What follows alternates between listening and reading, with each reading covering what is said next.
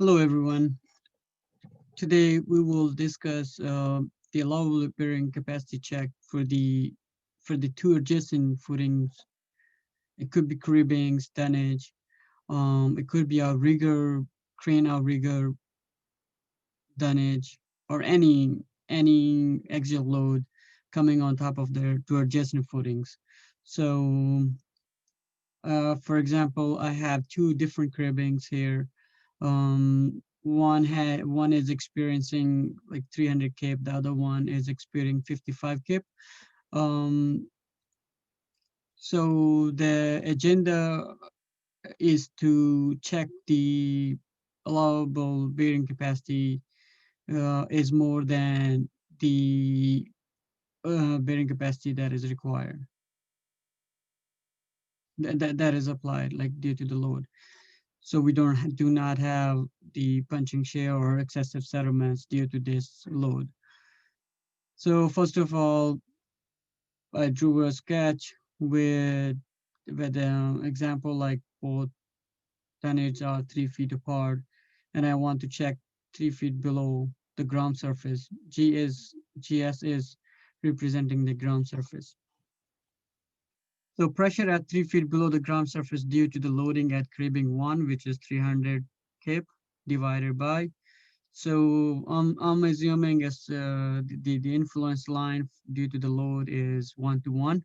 So 8 plus 3, the first dimension plus the 3 feet, because I want to determine the the the influence or pressure at 3 feet below the ground surface times the other dimension into the paper, 16 plus 3. So I'm coming up with the pressure at 3 feet below the grade is 1.43 KSF. Similarly, I will do for the second adjacent dunnage, 55 divided by the dimensions plus 3 feet due to the influence or the point of interest where I want to know about the pressure. So now I add these both stresses at 3 feet and it comes out to be 2.55, which is less than 3.5. That's my allowable bearing pressure. It means it's okay. Now this distance could change and the point of interest below the footing could change.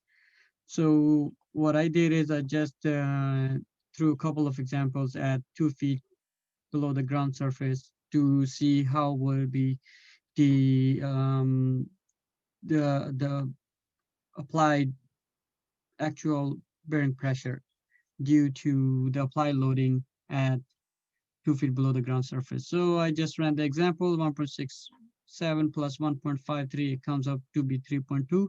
Now it's a little bit higher than 2.55. It means as you go up, the pressure is more, which is practically makes sense too. 1 feet below 1.96 plus 2.2, 4.16. So it means if you wanna provide a distance, you wanna between if you want to provide the distance of 1 feet between two donnages, it's not gonna make it because now you are overstressing the soils. Because right now the stresses at 1 foot below the ground surface due to 300 is 1.96, and the stresses due to 55 k under the second dunnage is 2.2. When you add them, it's 4.16.